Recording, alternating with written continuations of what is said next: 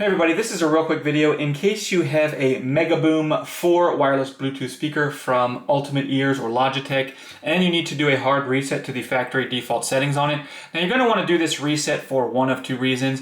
Basically, the first one is troubleshooting in case this speaker is not connecting to your device, or if it's pairing with the wrong device, or if it's not pairing with Bluetooth at all, or if it's not responding, if it's paired but it's not making sound, any kind of bugging issues like that where it is not working, even if it's not charging, a factory reset can fix a lot of these issues. And the second reason you might want to do this is just for whatever reason where you want to just get a fresh start with this speaker, clear out the pairing history and the settings, so you can set this up basically like it's brand new coming out of the box.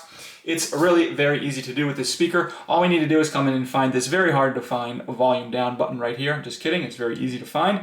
And then the power button on top. You're just gonna press and hold those two buttons for 10 seconds. And a hold of that for 10 seconds will cause this speaker to reset into its factory default settings, at which point you can set this up on your device basically like you're setting up a brand new speaker.